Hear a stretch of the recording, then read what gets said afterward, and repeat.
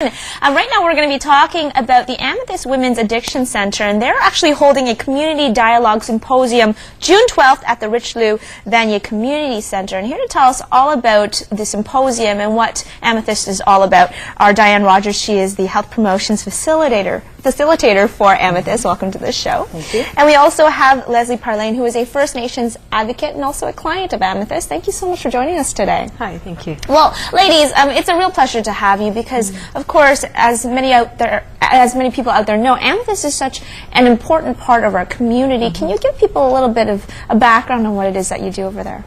Well, I will. Amethyst has been in existence for almost 35 years now, so it's been a long time, and we provide a treatment program for women. We provide a health promotion program for women. We provide support and follow-up for 2 years, so it's a very integral part of a recovery and healing process for women who are experiencing issues with drugs and alcohol.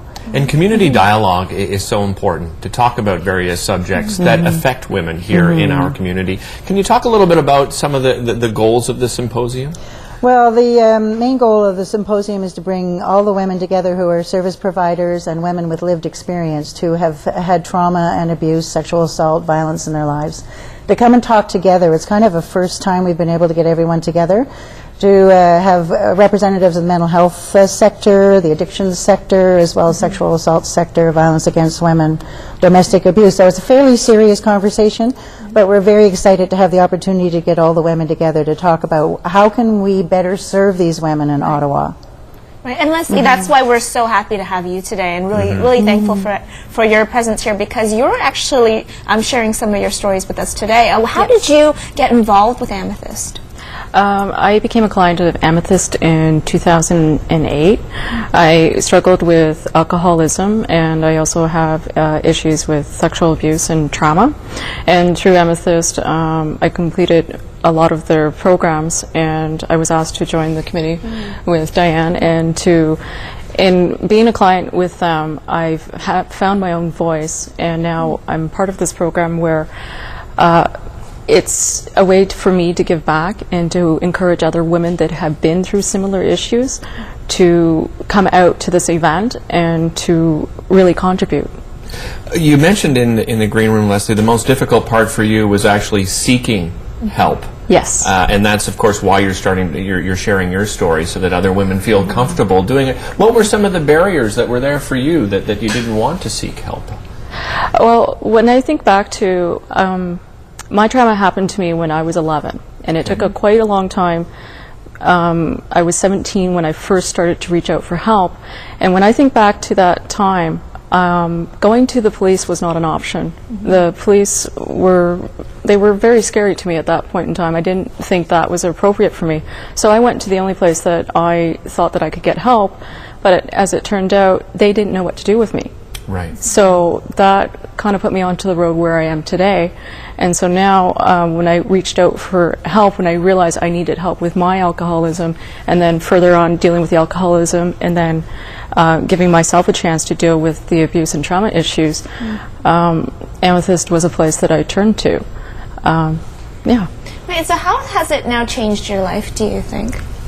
Oh, it's made a tremendous impact. Having a safe place to go to address some of these issues and to have this forum is important, because it's giving a chance to put that out there, that there are still people in places, like I said, the first place where I went for help, they didn't know what to do with me. But I think that's common all across the board, depending. If you have a problem, you go to the places that you're comfortable with, or the person that you're comfortable talking to. So. And Diane, the symposium is so important for the community, all members to get together. Is it also open to the public, or is it just members of various organizations? It's not open to the public, but we certainly invite people to get in touch with Amethyst Women's Addiction Centre if they'd like to get involved, or if they have a comment. I'd also like to point out that it's brought together everybody in the community, the urban Aboriginal community, Inuit, First Nations, Métis, as well as immigrant women and Francophone women. It's the first time we've all been able to get together to have these conversations, and the main point of it is to come up with a common screening tool, so if somebody like Leslie goes to a door, service door, now they'll be able to, hopefully through the screening tool, be recognized as someone who has suffered from trauma. Right. They may be showing up with mental health problems and addictions problems, but behind almost every woman who comes with addictions problems is trauma, violence against her, or sexual assault. So it's very important to bring all these sectors together so we can help each other, help women find the right services. Right. Well, such an important discussion, and thank you, ladies, so much for joining us today.